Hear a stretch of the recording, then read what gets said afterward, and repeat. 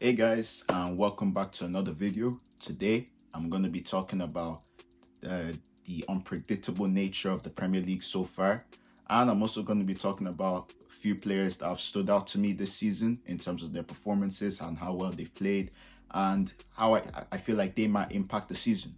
So, firstly, before I get started, I just want to say, I know it's been a while since I last uploaded a video. I've just been busy with school and exams and all of that stuff. But I'm back now, and I want to say thank you for the love and support as always. And yeah, let's get into it.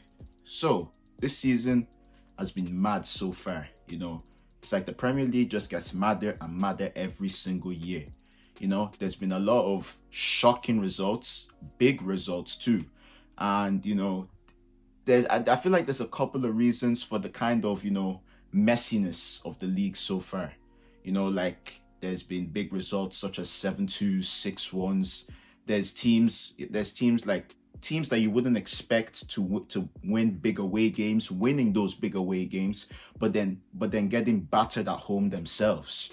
That type of thing. Like, for example, to give an example of that, a couple of weeks ago, Aston Villa beat Arsenal 3-0 at home at the Emirates.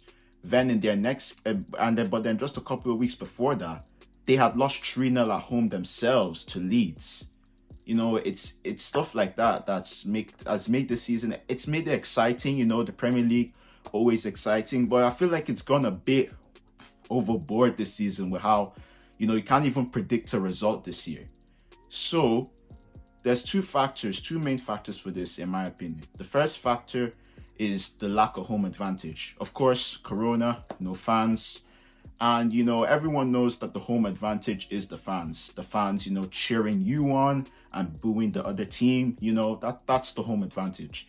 And without that, it's every single game's equal. Even if you travel, okay, maybe you'll be a bit more tired. But apart from that, there's no real home advantage. And it's why there's been a lot more away victories than usual this season.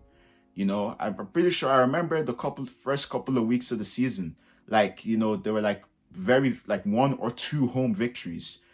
So that's a main factor for it as well, because you see, even when the teams that you don't expect to win, they aren't as scared, because there's no real fear factor. For example, places like Anfield, the big thing is their fans, singing the "You Never Walk Alone," this and that. Like, without the fans, like, yeah, Liverpool are still good at home, don't get it twisted, but there's not quite the same fear, because the fear is the atmosphere, the fans.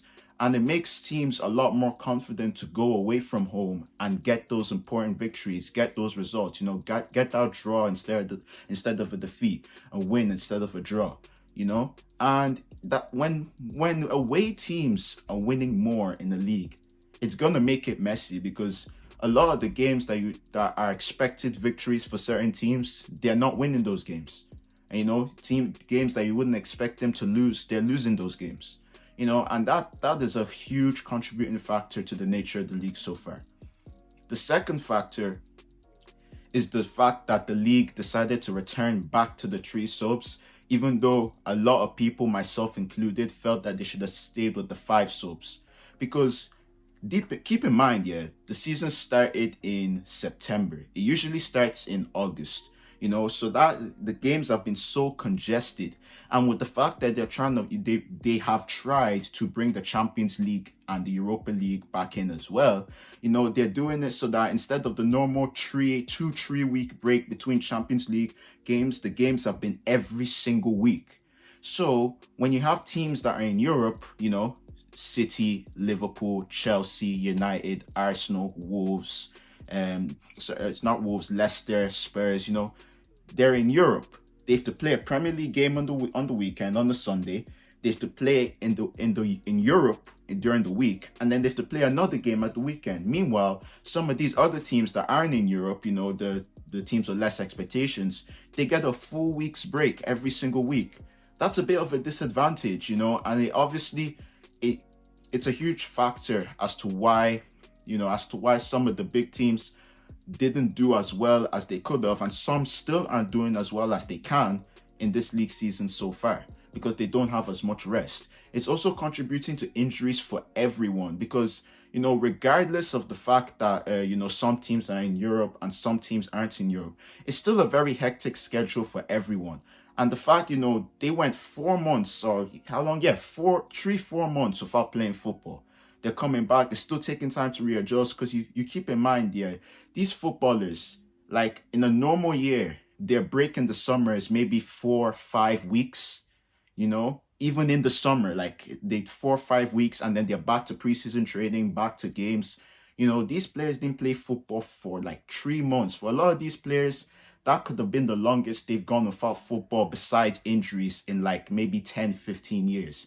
So you're asking them to come back and play games at such a high rate, and then only 3 players can be substituted each time. Like you're asking for injuries. And that's what's been happening. Not only long-term injuries, but even the short-term injuries, that come from playing over and over and over again. And I feel that's a huge factor. It's especially affecting the big teams, which is obviously contributing to how weird this league season has been so far.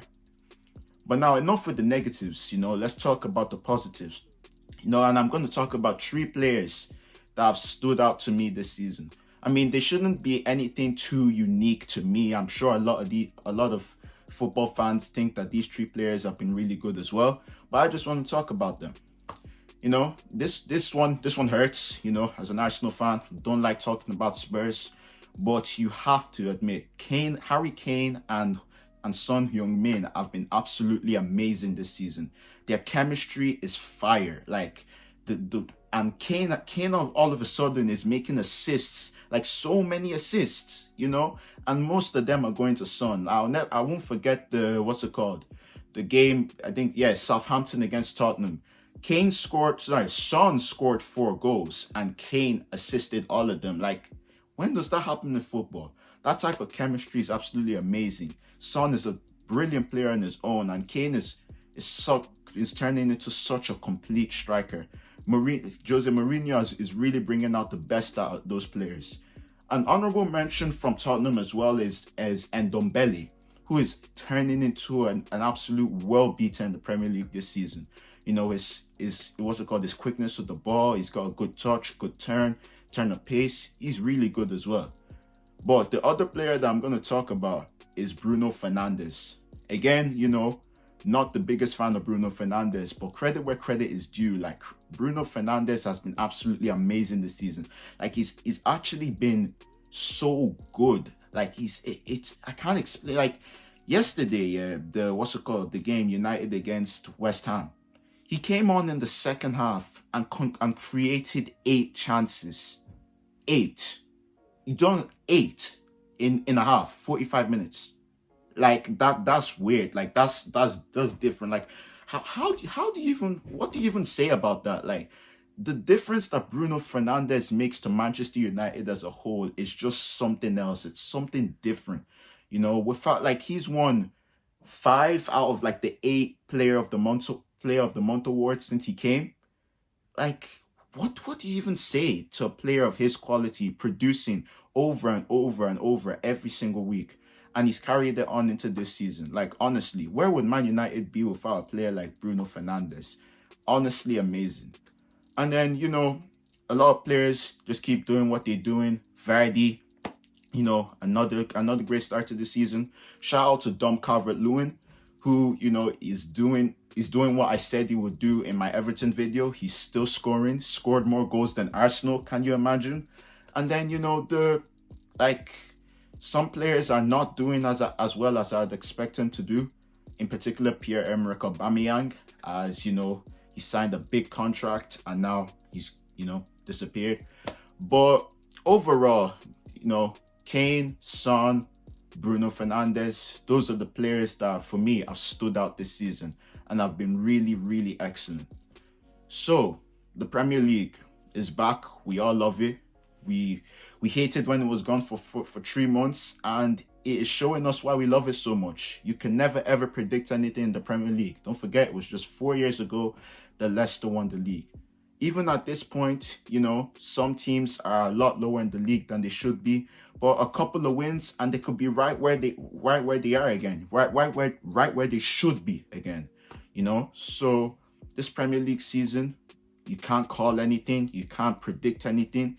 You just have to hope that your team comes out unscathed, man. That's all I have to say. So, all right, I hope you guys enjoyed this video. Thank you for watching, and please like and subscribe. Thank you.